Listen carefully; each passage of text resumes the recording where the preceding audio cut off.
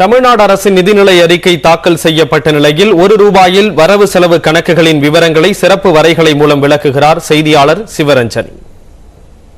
தமிழ்நாட்டு அரசோட வரவு விவரங்களை ₹1 அளவீட்டுல அப்படின்னு நாம பார்த்தோம்னா மாநில அரசோட சொந்த வரி மூலமா 44 காசுகள் கிடைக்குது. அதாவது கலால் வரி உள்ளிட்டவைலாம் இதுலதான் அடங்கும். அடுத்ததா பொதுக்கடன் ஜெனரல் கிரெடிட் அப்படின்னு சொல்லுவாங்க, அது மூலமா 33 காசுகள் கிடைக்கப்பெறுது.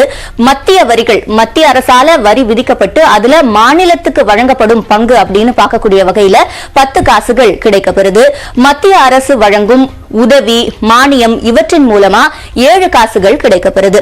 அடுத்ததா மாநில வரி அல்லாத வருவாய், வரி வசூல் அல்லாம மத்திய அரசு மாநில அரசோட நிர்வாகம் மற்றும் பொது நிறுவனங்கள் மூலமா கிடைக்கக்கூடிய வருவாய் அப்படின்ற பார்க்கும்போது 5 காசுகள் கிடைக்குது. இது தவிர கடன்களை வசூல் செய்யறது மூலமா 1 காசு கிடைக்க பெறுது. அதே போல செலவு விவரங்களை ₹1 அப்படின்ற அளவீட்டுல நாம பார்த்தோம்னா மக்களுக்கு வழங்கக்கூடிய உதவித்தொகை மானியம் இவற்றுக்கெல்லாம் 30 காசுகள் செலவிடப்படுது.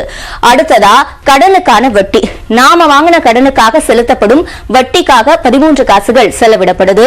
அடுத்ததா கடனை திருப்பி செலுத்துறதுக்கு வட்டி அல்லாத அசல திருப்பி செலுத்துறதுக்காக 11 காசுகள் செலவழிக்கப்படுது. இது தவிர மூலதன செலவு அப்படின்றது அடிப்படை செலவுகள் அப்படின்னு குறிப்பிடலாம். இதுக்காக 11 காசுகள் செலவழிக்கப்படுது. அரசு ஊழியர்களுக்கு ஊதியம் வழங்குவதற்காக 19 காசுகள் செலவிடப்படுது. இது போக ஓய்வு பெற்றவர்களுக்கு ஓய்வூதியம் அது சார்ந்த பலன்களை வழங்குறதுக்காக 9 காசுகளும், அதே போல செயல்பாடு பராமரிப்பு ஒரு திட்டத்தை செயல்படுத்தி அதை பராமரிக்கிறதுக்காக 4 காசுகளும் தவிர கடன் வழங்குறதுக்காக 3 காசுகளும் செலவிடப்படுது.